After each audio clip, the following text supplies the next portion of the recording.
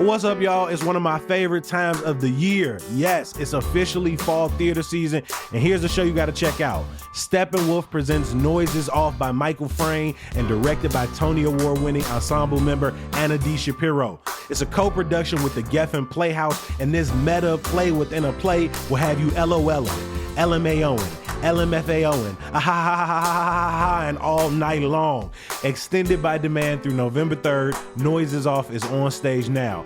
Buy tickets starting at just $20 at steppenwolf.org.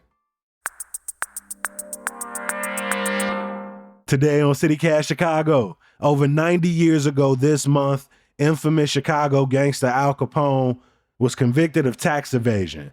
And nearly a century later, his presence somehow still endures in this city, with his old haunt serving as popular tourist attractions, especially during spooky season. But why exactly? I'm talking with historian and Chicago mahogany tour guide Sherman Dillard Thomas to find out. It's Thursday, October 3rd. I'm Jacoby Cochran, and this is what Chicago is talking about.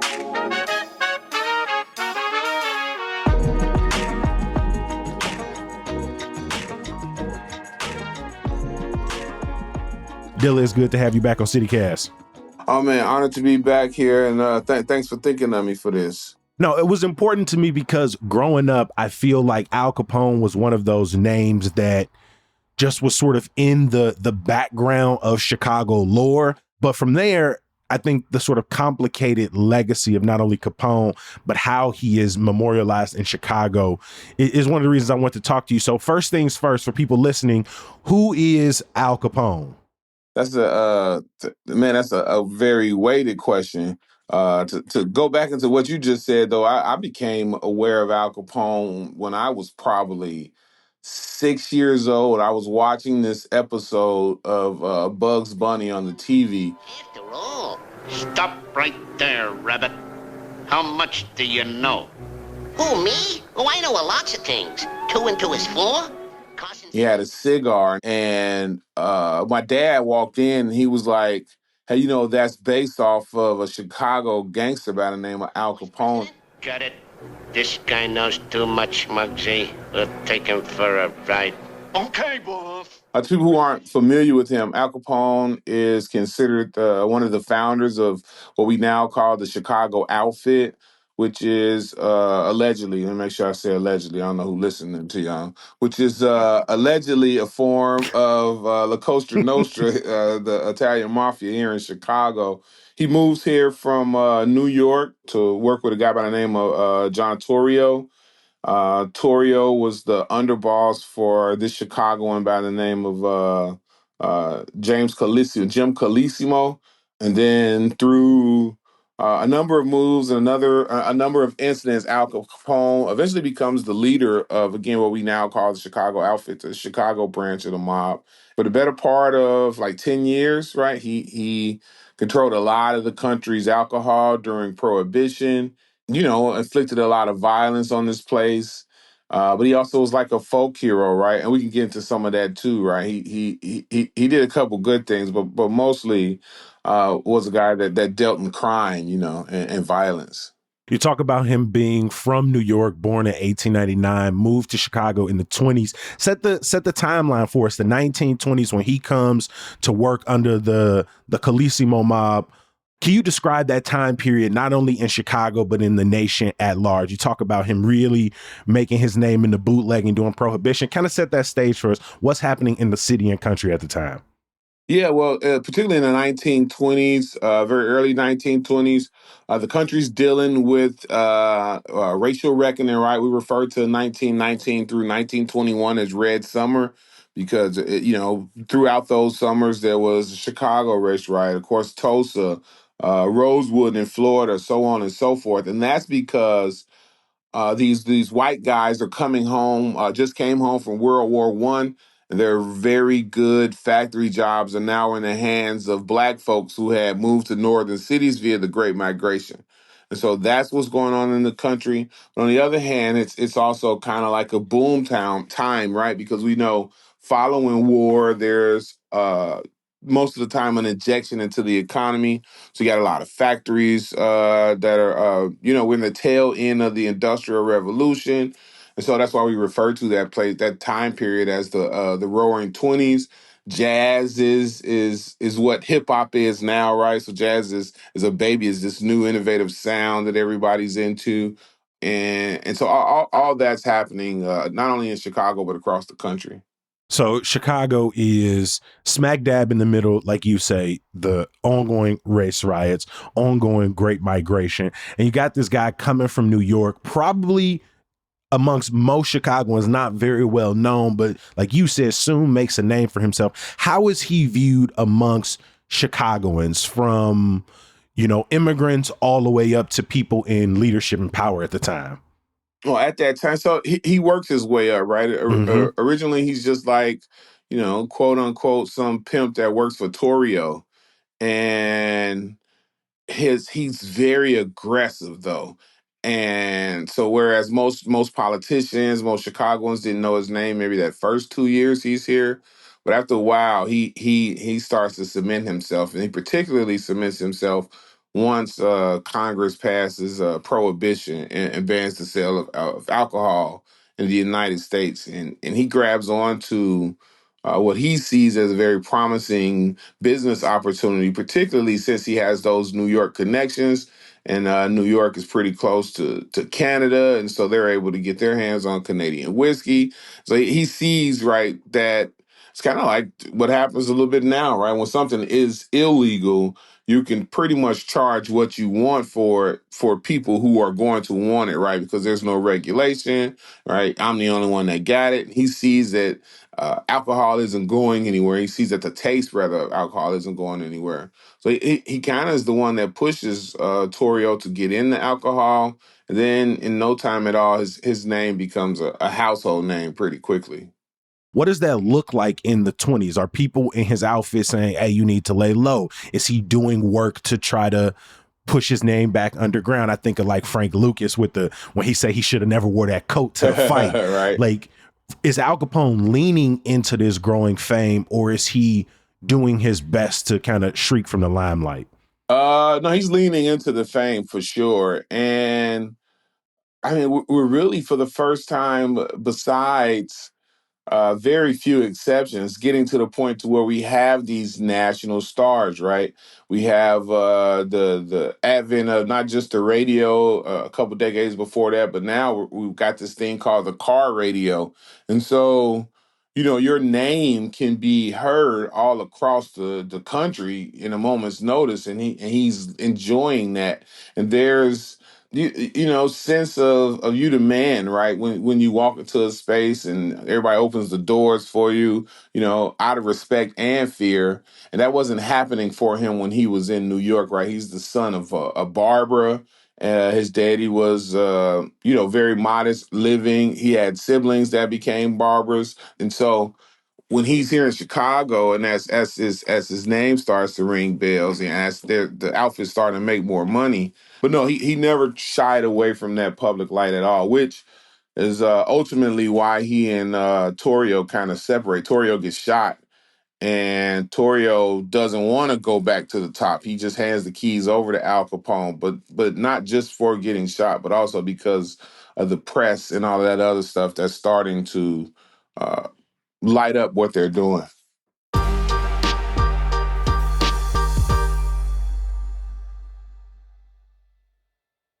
Can you talk about like those 5 years between, Torrio getting injured, Capone becoming the head of the mob, and sort of his first sort of run-ins with the law, maybe in like 29 when he gets arrested in Philadelphia? Can you talk about those 5 years in the late 20s when he's the boss of the Chicago outfit? Like, in what ways does he consolidate his power? And what ways does he grow his influence? Ooh. Well, he consolidates his power by being very violent and very quick to violence.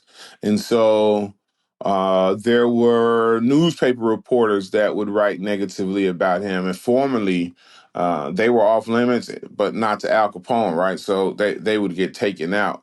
Had a very big war with Dino Bannon and other Irish gangsters. There's still bullet holes in Holy Name Cathedral downtown right now that you can go look at in this moment. St. Valentine's Day Massacre, right? Like the person who's willing to gun down, 8, 9, 10 dudes at once. That was unheard of during that time.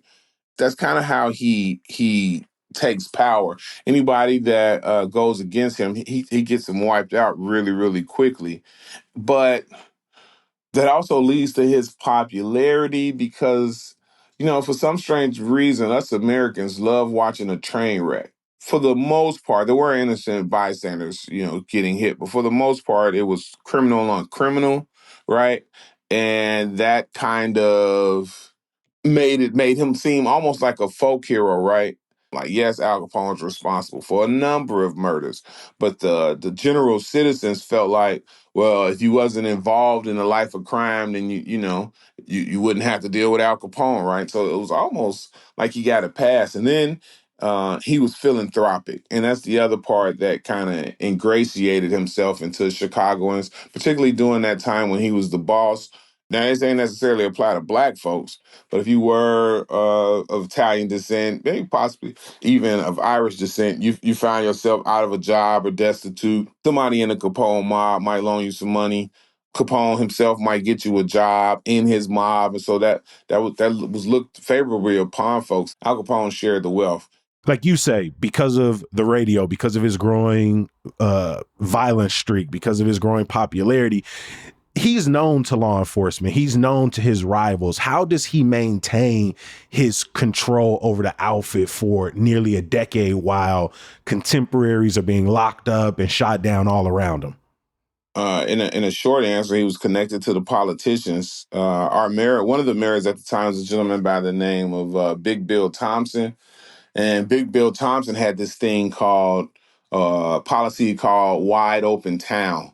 And so as long as you did your best not to interfere with the day-to-day lives with the quote unquote regular Chicagoans, you were free to kind of do your criminal enterprise how you saw fit.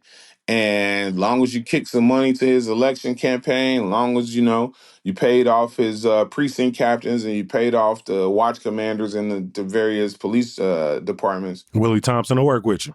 Billy Thompson will work with you, no problem. And he loses an election to Deaver before he regains it back.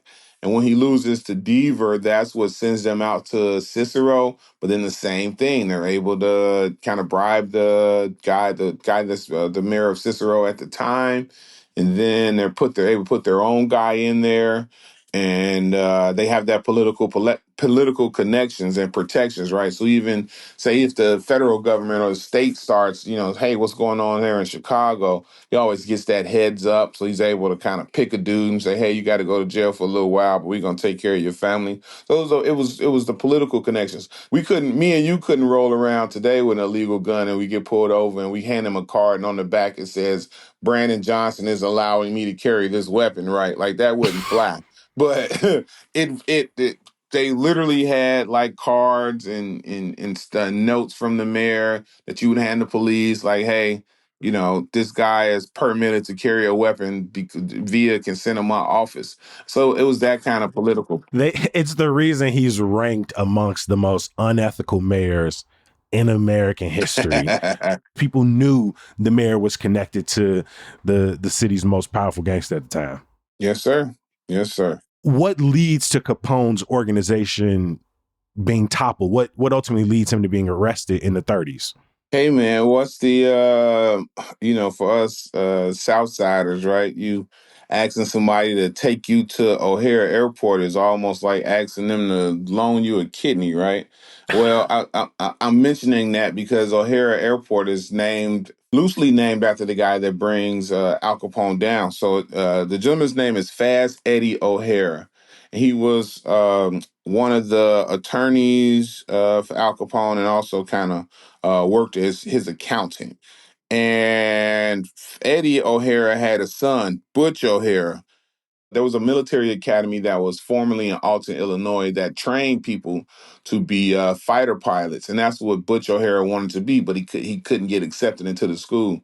And so the government knew that Fast Eddie worked for Al Capone, so they went to him and was like, "Hey, um, you give us something on him, and we'll make sure your son gets into this flight school."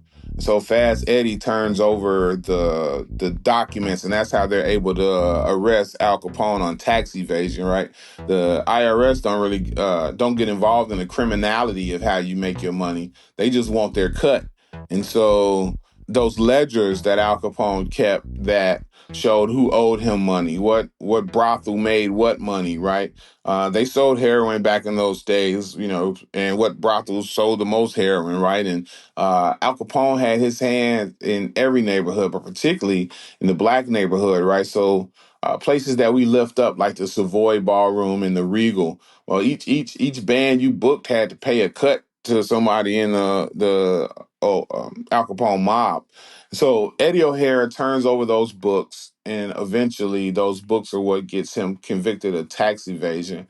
And then they finally let Eddie's son into the flight academy. And then he goes on to become the first ever flying ace, right? Which, as I understand, is like the person we just got the Air Force, but a person that shoots down 4 or 5 enemy planes, you become a flying ace. And that's Hmm. why they named the airport after Butch. But Butch is also named after his dad, so it's loosely named after the guy that brought down Al Capone. This is why I always have you on the podcast. I've never heard that story in my life.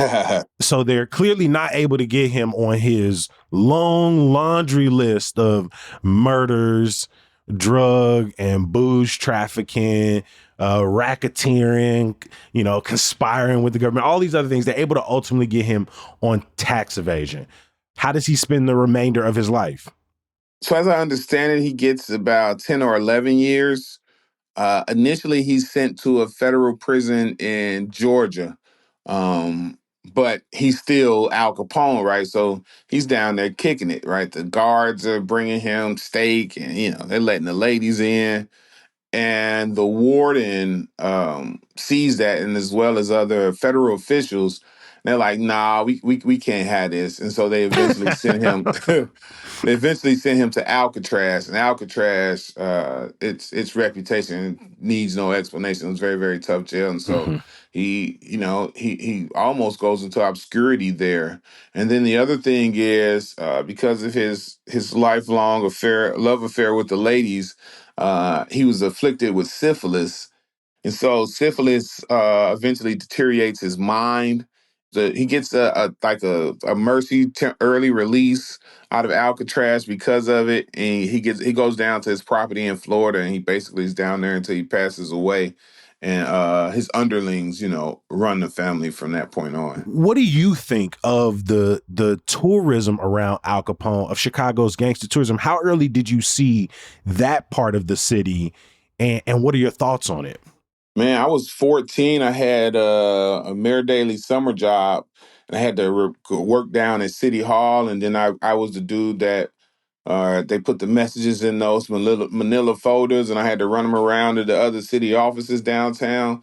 And I recall seeing Al Capone shirts in the gift shops on Michigan Avenue all the way back then, right? This is, the mid 90s. And I'm sure it was even before that. The city Hmm. had to tear down the garage that the Valentine's Day Massacre took place in because of all the tourism that started to, they were blocking the streets to get people couldn't get to their houses because of that. And they still go by that site to this day. I just looked it up, 2122 North Clark in Lincoln Park. And if the Google Map image is correct, I think it's nothing there. It's a vacant Um, lot, bro, and they go yeah, by it's a there, vacant and lot. they still go by there to this day. Somebody's probably gonna go visit it today. You have a lot of people that pull up on 72nd and Prairie because that was his family's two flat. I'm learning, and through my journey as a historian and a tour guide, how difficult it could be sometimes to get folks to the South Side, right? But they ain't got no problem pulling up over there to check out Al Capone's former two flat. What it bothers me is comparing his legacy to, say, like a Fred Hampton, right? And how, on the one hand, following Fred's assassination, the city went over there and started bulldozing the place where it happened, the former Black Panther headquarters, and even the good places they set up to serve breakfast, right? Just to make sure no one was able to come kind of dig into the legacy and heritage and make that kind of a tourist thing. But in Al's case, with the exception of the garage that the St. Valentine's Day Massacre occurred in, every other kind of thing about him is preserved. If you go to the Green Mill, they still got his booth, right? Mm-hmm. And he was breaking the law, though. Like it wasn't he wasn't some law and order kind of guy. And the thing I always mention, because sadly I have to be in a lot of those back in the day Facebook groups, right? When Roseland was or when Chatham was or whatever. And I'm in those groups because people who live there or whose family lived there in the 30s and 40s, they're always posting pictures that aren't readily available because they come from private collections, right? So if I want to Mm-hmm. see what 105th and Low looked like in its heyday, I have to get it from these folks because it wasn't like the city was sending photographers around to take pictures of these places. Or there are a lot of vacant lots that formerly had factories. And so somebody will post a picture of those factories, hey, this is my dad's retirement party. And as a historian, I need that information. I'm saying all this to say that also in those groups, though, they refer to those areas like, back when it was in its heyday or before the crime or before this. And what they're indirectly saying is now the place is bad because it got black folks over there, right? Or Right. got black gangs over there. For all of the badness of the Gangster Disciples or the BDs or the Blackstones or the Vice Lords or the Mickey Cobras or the Latin Kings, right? The Al Capone mob killed more cops in a 10-year period than all of those black gangs together.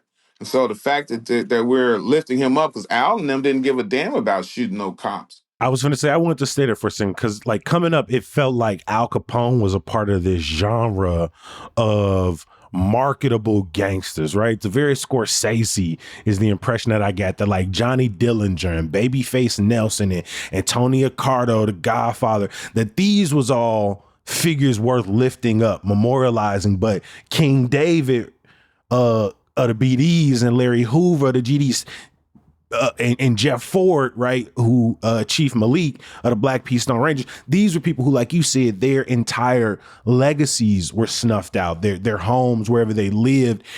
And for you as a tour guide, what does it look like to see simultaneously Chicago tourism sit on the back of white gangsters and white mob culture, while simultaneously the modern day stereotyping of Chicago's South and West Side really puts the onus on the shoulders of a lot of these black gangsters who, as you said, are some of them still in jail to this day.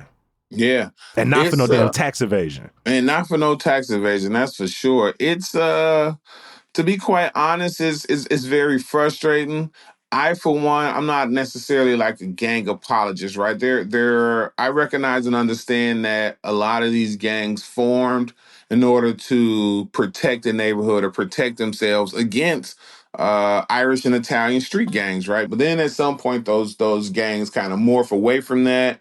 Those gangs start to fight over the territory to sell those drugs because it's lucrative, right? And then a lot of innocent people get murdered in that. So again, I'm not a person who thinks we should lift up either, right? Like I think we should acknowledge the origin and how it happened. We should acknowledge that Al Capone and them was here, but neither should be lifted up, right? And that's kind of my take on it. But you're certainly correct that they lift up Al Capone, and I don't want to say the city, right? I can't necessarily say that I heard Mayor Richard M. Daley give Al Capone a compliment, but I don't think that they put the barriers in place in telling their stories that they put in place to tell the story of a Larry Hoover or to tell the story of Jeff Fort, right?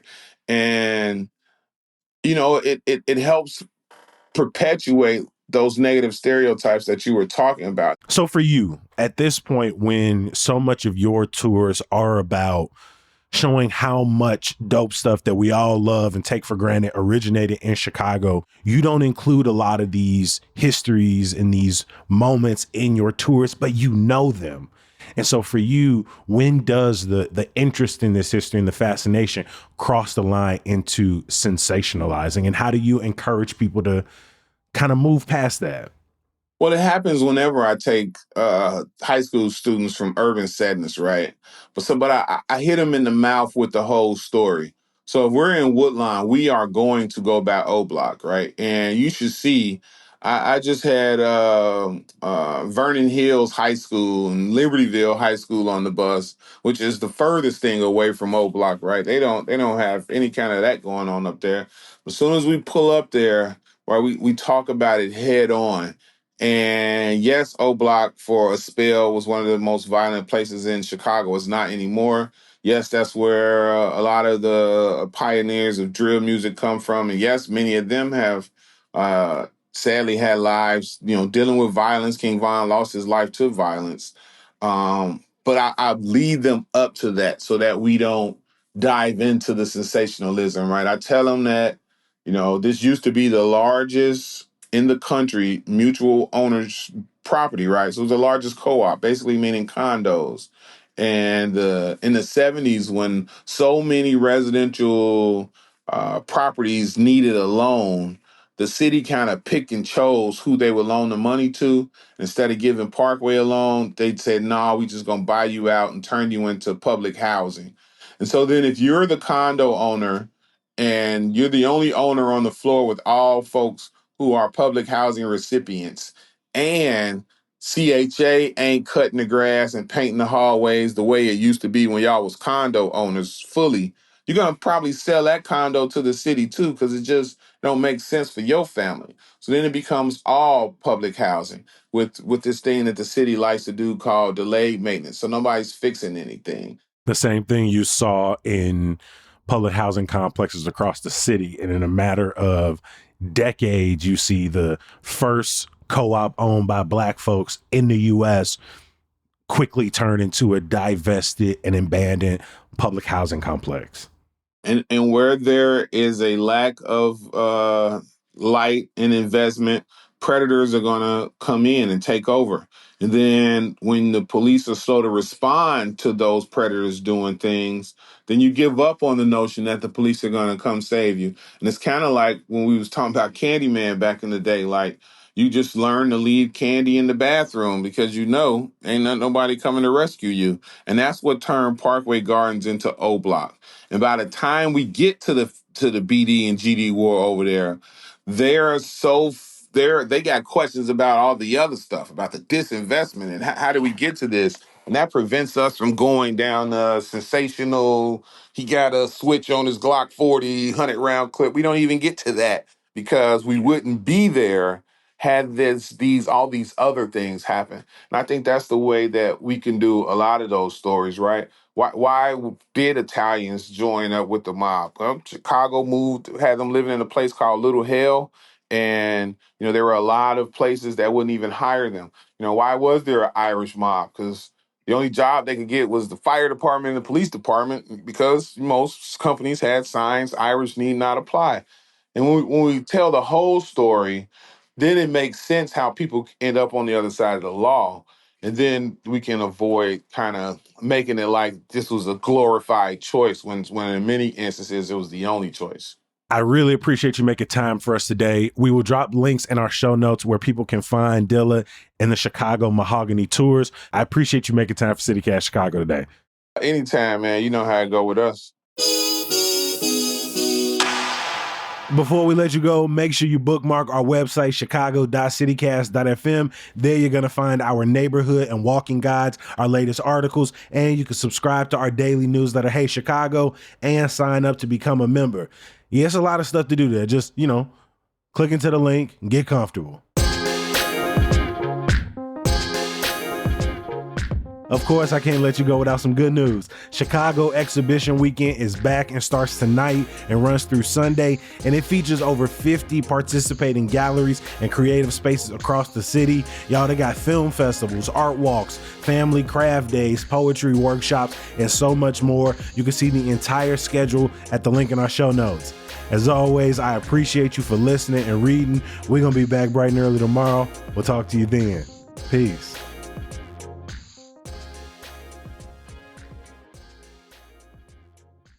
Anything we didn't cover in here that you think people should know? I think we kind of hit a good range. I Yeah, just want to make I sure. tried to find a space to put in there that Al Capone is the reason why we have expiration dates on milk.